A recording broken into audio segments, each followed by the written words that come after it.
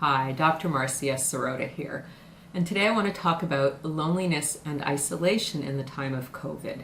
Now, a lot of people are engaging in social distancing, and many people are self-isolating or they're in quarantine. And from all reports, this might be going on for a while. Even if you finished your 14 days of self-isolation because you've come home from traveling, you may still want to be self-isolating because you might be in a high-risk group, or possibly because you have family members who are high risk. So more and more people today are keeping to themselves and spending a lot more time at home, which is the proper thing to do if we want to avoid the catastrophe that happened in Italy. So what happens when you're all alone at home? You know, many people today are living alone, and some people are living in quite small spaces, especially in a big city like Toronto where rents and home prices are so high. People are living in a very small studio space, and you can start to feel a little bit stir crazy. Also, it's hard to be alone. It's hard to not spend time with people.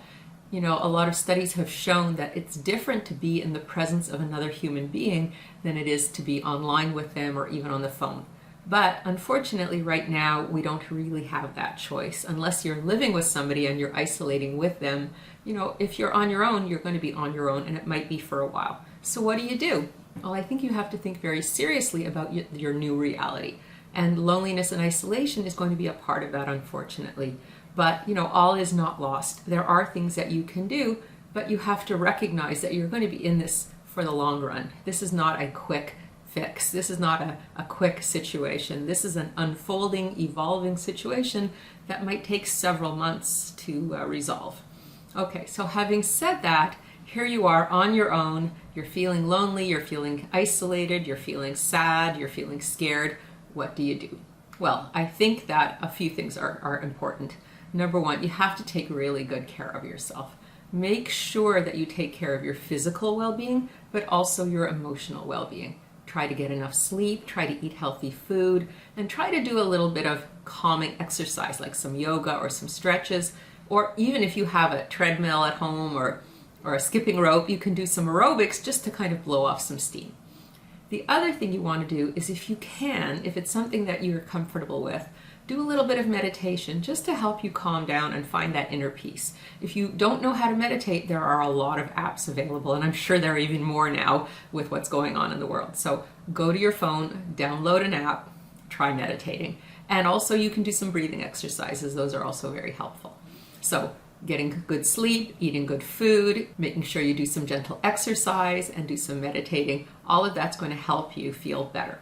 The other thing is, you know, try to reach out to the people that you love. Yes, it's not the same as being in person with them, and it's not the same as socializing, but it's still important to have that social contact either by phone or by any of the apps where you can see each other so that you're not feeling so alone.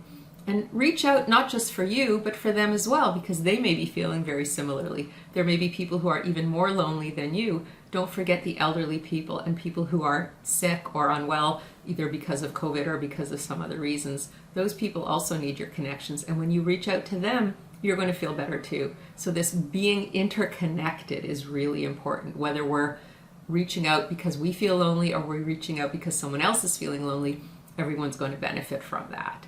And like I said, it's going to be a while. We all have to hunker down and get used to this new reality. And we might be feeling sad, we might be feeling lonely, we might be feeling scared, but we have to kind of find our inner resilience and know that we will get through it. It's not forever, it will pass, and it might be unpleasant, uncomfortable, even painful for a little while, but it's a sacrifice we all have to make for the good of our country, our community, the world, really. So isolation and loneliness might be our new reality for a little while, but it's not forever, and it makes us remember how important it is to have human connections. And so it will make us value them more going forward.